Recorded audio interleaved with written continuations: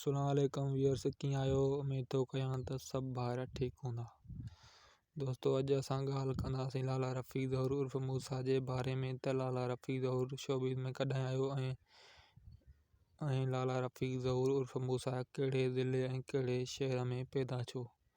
तफ़सीली ॻाल्हि शुरू करण खां पहिरियां जेकॾहिं असांजे चैनल ते नवां आया आहियो त चैनल खे सब्सक्राइब लाज़मी कजो, जीअं हर नोटिफिकेशन सभ खां पहिरीं तव्हां ॿारनि ताईं पहुची सघे। तो दोस्तों, तव्हांजो वधीक टाइम नथा वठूं, हलूं था पंहिंजे मेन टॉपिक तरफ़। दोस्तों, लाला रफ़ी ज़हूर उर्फ़ मूसा 1980 में दादू ज़िले में पैदा थियो।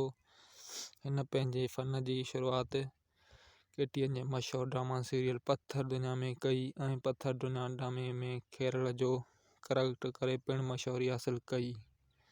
लाला रफ़ी ज़हूर पत्थर दुनिया खां पोइ पंहिंजा पराह में रुस्तम जो करैक्टर अदा करे वधीक शोहरत हासिलु कई।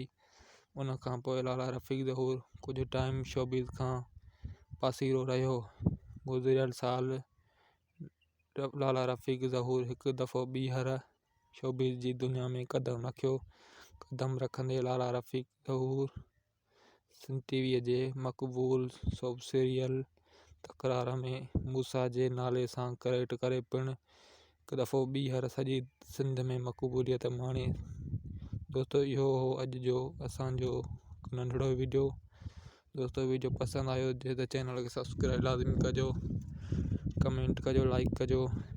वधीक